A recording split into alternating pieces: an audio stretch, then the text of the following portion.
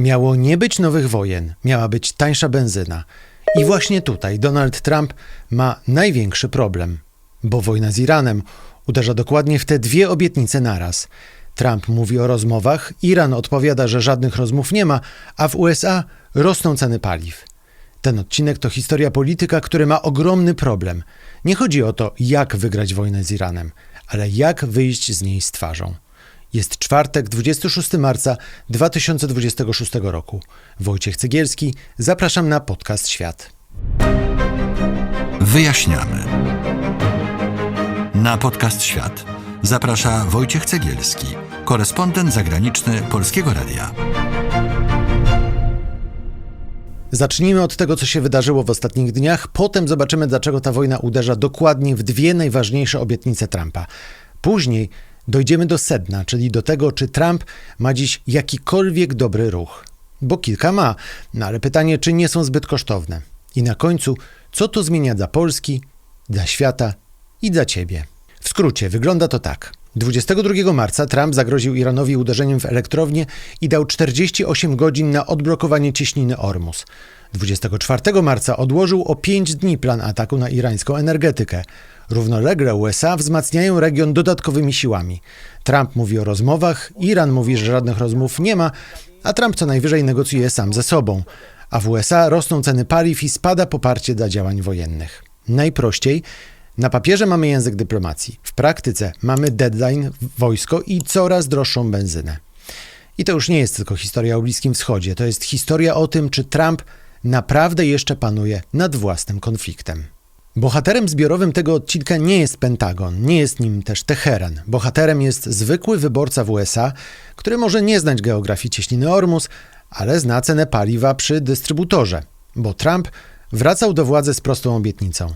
Nie będę wciągał USA w kolejne głupie wojny i poprawię codzienne koszty życia. Niższe koszty oczywiście. Lepsza gospodarka, mniej bólu przy zwykłych rachunkach. No i teraz zobacz, jak to się składa. Sondaż Reuters-Ipsos pokazuje, że poparcie dla Trumpa w USA spadło do 36%. Jednocześnie 35% badanych popiera uderzenia USA na Iran, a 61% się im sprzeciwia. To jest bardzo ważne, bo to znaczy, że wojna nie trafiła w jakiś poboczny temat. Ona uderza dokładnie tam, gdzie Trump obiecywał ulgę, w spokój i w ceny. O co tu chodzi po ludzku? Kiedy polityk mówi o wojnie daleko od domu, wielu ludzi wzrusza ramionami. No ale kiedy ta wojna zaczyna podnosić rachunek przy dystrybutorze, przestaje być daleka. Wchodzi ci do kuchni, do samochodu, do planów na weekend i nagle nie jest już to geopolityka. To jest po prostu codzienność. I właśnie dlatego ten odcinek nie jest odcinkiem o tym, czy Trump jest chaotyczny. No to byłoby za łatwe i za płytkie. Ten odcinek jest o tym, że konflikt z Iranem rozwala mu własną opowieść o skuteczności. Bo na pierwszy rzut oka Trump może jeszcze mówić językiem siły. Groźby, ultimatum, wpisy, mocne słowa, ale rzeczywistość mówi sprawdzam. Jeśli wojna trwa, a ceny rosną, to wyborca zaczyna pytać nie o to, kto był twardszy w telewizji, tylko kto mu właśnie podnosi koszt życia. I to jest pierwszy ważny wniosek. Ta wojna wraca Trumpowi nie tylko na mapie, wraca mu na stacji benzynowej. Zróbmy krok wstecz i ułóżmy fakty. 28 lutego zaczyna się obecna wojna. USA i Izrael uderzają na Iran, a Iran odpowiada uderzeniami na rafinerie w krajach Zatoki Perskiej i blokadą cieśniny Ormus. O tym za chwilę. 11 marca Międzynarodowa Agencja Energetyczna ogłasza największe w historii uwolnienie rezerw ropy. 400 milionów baryłek. To już samo w sobie mówi ci, jak poważnie rynek potraktował ten konflikt. A potem przychodzi 22 marca i tu temperatura rośnie bardzo wyraźnie. Trump daje Iranowi 48 godzin na odblokowanie cieśniny Ormus i grozi uderzeniem w elektrownię. Iran odpowiada groźbą pełnego zamknięcia Ormuzu, jeśli USA zaatakują jego energetykę. I teraz tło, ale bardzo prosto. Cieśnina Ormus to wąskie przejście między Zatoką Perską a Morzem Arabskim. To jeden z głównych kranów światowej energii. Tamtędy płynie 20% światowych zasobów ropy i gazu LNG. No to tak jakbyś miał w domu bardzo wąską rurę, przez którą idzie woda do połowy mieszkania. Jeśli ktoś przykręca ten zawór, problem w jednej sekundzie robi się większy niż samo miejsce awarii. Przykład życia jest prosty. Nawet sama groźba blokady może podbić ceny, zanim jeszcze cokolwiek fizycznie się stanie. 24 marca Trump odsuwa o 5 dni plan ataku na irańską energetykę. I teraz bardzo ważne zdanie tego odcinka. 5-dniowa pauza nie musi znaczyć deeskalacji, bo ta pauza dotyczy tylko celów energetycznych, a nie całej kampanii wojennej. Czyli nie koniec presji, a raczej kupienie czasu. A równolegle dzieje się druga rzecz. USA wzmacniają region. Amerykańskie media mówią o wysyłaniu na Bliski Wschód co najmniej 3-4 tysięcy dodatkowych żołnierzy, w tym 1000 spadochroniarzy. Chodzi m.in. o 82. Dywizję Powietrzno-Desantową. To jest elitarna formacja szybkiego reagowania. I to nie jest dowód, że jutro rusza inwazja lądowa. To jest bardziej jak straż pożarna, która podjeżdża bliżej, zanim ogień przejdzie na sąsiedni budynek. Sama obecność nie znaczy decyzji o wejściu do Iranu, ale znaczy, że Pentagon buduje sobie opcję.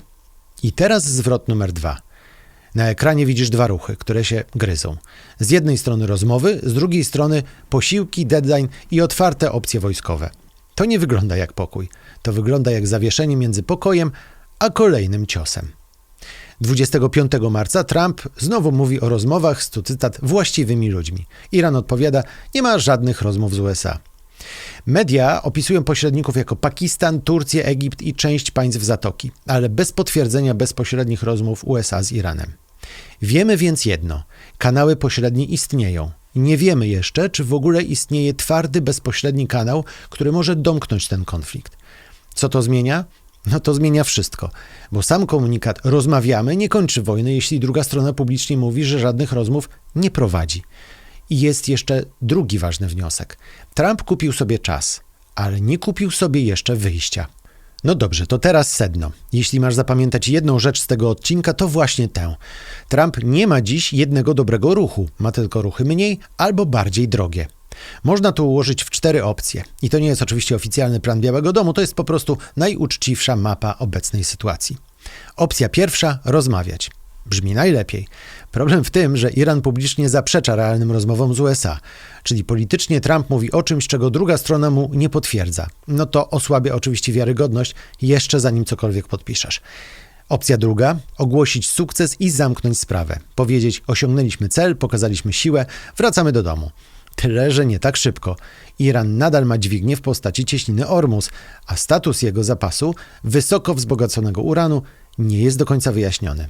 Reuters pisał o 440 kg uranu wzbogaconego do 60% na początku bombardowań, no ale los tego materiału nie jest w pełni zweryfikowany.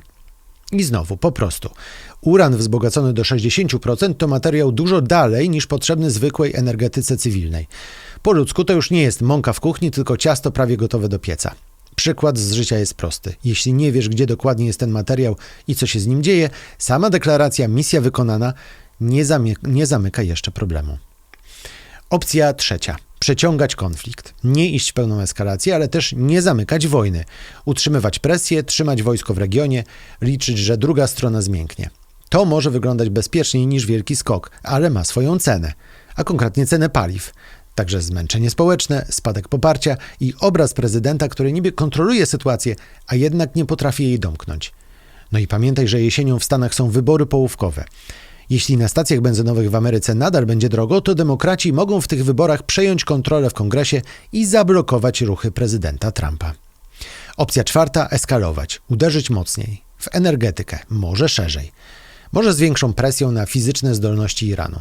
Tylko że Iran już grozi, że w takim scenariuszu całkowicie zamknie Ormus i uzna za legalne cele infrastrukturę energetyczną państw goszczących bazy USA.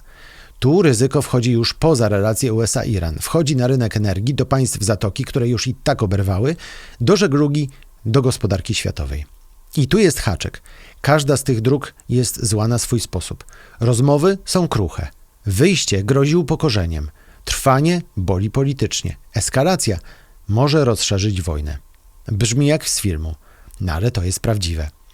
Najbardziej kuszące politycznie wyjście, czyli ogłosić sukces i skręcić, może być właśnie najmniej stabilne. To jest zwrot numer 2. Problem Trumpa nie polega już na tym, czy on chce wyjść. Problem polega na tym, czy istnieje takie wyjście, które nie rozpadnie mu się po kilku dniach. Co zatem wiemy? Nie ma potwierdzenia decyzji o wysłaniu wojsk lądowych do samego Iranu. Czego nie wiemy? Czy ta 5-dniowa pauza jest krokiem do rozmów, czy tylko oddechem operacyjnym? A co to zmienia? To znaczy, że dziś nie oglądamy końca wojny. Oglądamy walkę o warunki wyjścia z wojny. I to jest trzecia ważna puenta. Trump nie utknął w Iranie dlatego, że nie ma opcji. utknął dlatego, że wszystkie opcje mają swoją cenę. I teraz zobacz, jak ta wojna wraca do Ameryki. Poparcie dla Trumpa 36%. 35% popiera uderzenie na Iran, 61% jest przeciw, 46% uważa, że wojna uczyni USA mniej bezpiecznymi, 59% Amerykanów uważa, że działania USA wobec Iranu poszły za daleko, a 45% jest bardzo albo skrajnie zaniepokojonych tym, czy będzie ich stać na paliwo. I tu nie trzeba żadnej ideologii. Wyborca może nie znać geografii Ormuzu, ale zna cenę benzyny. Reuters pisał, że 19 marca średnia cena doszła do $3,88 za galon, a 24 marca była już powyżej 3,97. To jest skok o około 90 centów od końca lutego do 19 marca. I to jest moment, w którym wojna przestaje być abstrakcją. Staje się ceną na stacji i liczbą w sondażu. A w USA pomruki słychać już nie tylko ze strony demokratów, ale także republikanów. Uwaga, bardzo ważne zastrzeżenie. Nie ma dziś twardych danych, żeby powiedzieć, cała baza MAGA odwróciła się od Trumpa. Tego mówić nie wolno. Bezpieczniej jest powiedzieć, że poparcie społeczne dla wojny jest słabe, koszt paliw rośnie, a na prawicy słychać niepokój. To jeszcze nie jest pełne polityczne pęknięcie rdzenia, ale to już jest polityczny koszt. I właśnie to może Trumpa boleć bardziej niż sama mapa wojny, bo twardy rdzeń poparcia często wybacza dużo, natomiast obrzeża koalicji wyborczej są dużo bardziej wrażliwe na ceny niż na wojskowe slogany. Trump może próbować osłon. Reuters pisał o możliwym poluzowaniu norm dla letniej mieszanki paliw, czyli można próbować zbić ceny o kilka centów techniczną zmianą przepisów, tylko że to nie rozwiązuje źródła problemu. To jest plaster, a nie leczenie. I teraz najważniejsze zdanie tego segmentu. Jeśli wojna podnosi ceny, a ceny podnoszą polityczny koszt wojny, to konflikt zaczyna żyć własnym życiem. Już nie tylko na niebie nad Iranem, ale w psychologii wyborcy. Co to zmienia dla świata, dla Polski i dla ciebie? Dla świata oznacza to większą nerwowość na rynku energii. Dla Europy i Polski oznacza ryzyko kolejnych skoków cen i większej niestabilności wokół żeglugi i regionu Zatoki. Dla ciebie oznacza to prostą rzecz. To, co wygląda jak odległy konflikt, może bardzo szybko wrócić w cenach paliw, transporcie i ogólnym koszcie życia. I to jest czwarty ważny wniosek. Wojna z Iranem nie musi wejść do twojego domu przez wiadomości. Może wejść przez rachunek. W chwili nagrania tego odcinka nie wiemy jeszcze, czy w najbliższych dniach pojawią się realne rozmowy Stany Zjednoczone-Iran. Nie wiemy, czy 5-dniowa pauza będzie początkiem wyjścia, czy tylko oddechem przed kolejnym ruchem. Ale wiemy, na co patrzeć. Scenariusz numer 1. Kontrolowana deeskalacja. Pauza się wydłuża, pojawia się bardziej namacalny kanał rozmów, nawet jeśli nadal pośredni. Nie ma uderzenia w energetykę, Ormuz nie zostaje całkowicie zamknięta. To byłby rynkowo najlepszy scenariusz, ale politycznie dla Trumpa też trudny, bo łatwo wyglądać wtedy jak ktoś, kto cofnął się po ostrych groźbach. Scenariusz drugi, wojna na pół gwizdka. Nie ma wielkiego przełomu, nie ma wielkiego formalnego odwrotu. USA trzymają presję, dosyłają siły, zostawiają opcje na stole. Iran też zostawia swoje dźwignie. To wszystko może potrwać. I właśnie ten scenariusz jest dla Trumpa szczególnie niebezpieczny, bo najdłużej mieli ceny, sondaże i pytanie, gdzie tu jest koniec. Scenariusz trzeci, nowy próg eskalacji. Wraca temat uderzeń w energetykę, Iran odpowiada wokół Ormuzu albo przez infrastrukturę regionu. Wtedy problem przestaje być tylko polityczny, staje się szerzej gospodarczy i wojskowy. Puenta jest prosta. To nie jest moment, w którym Trump może po prostu powiedzieć, wygraliśmy, idziemy dalej. Może to oczywiście powiedzieć, no ale pytanie brzmi, czy rzeczywistość mu to potwierdzi. Bo tu naprawdę nie chodzi tylko o Iran. Nie chodzi nawet tylko o Bliski Wschód. Chodzi o coś znacznie prostszego. Czy prezydent, który obiecywał siłę bez chaosu i spokój bez kosztów, potrafi zamknąć konflikt, zanim konflikt zamknie mu polityczne pole manewru? I jeszcze prościej. Rozmawiać, wyjść, trwać albo eskalować. Każda z tych dróg jest zła na swój sposób. I właśnie dlatego Trump ma dzisiaj problem. Pytanie do ciebie jest jedno. Która z tych dróg jest dla Trumpa najmniej zła? Rozmowy, ogłoszenie sukcesu i wyjście, przeciąganie konfliktu, czy może eskalacja? To był podcast Świat, najlepsze miejsce w polskim internecie, żeby zrozumieć Bliski Wschód, ale i cały świat. Jeśli takie odcinki pomagają ci zrozumieć świat, subskrybuj nas i powiedz o nas swoim znajomym. Jesteśmy też na Instagramie, TikToku, Facebooku. Tam wrzucamy szybkie newsy i aktualizacje. Wojciech Cegielski, dziękuję za uwagę i do zobaczenia. To był podcast Świat. Do usłyszenia w kolejnym odcinku.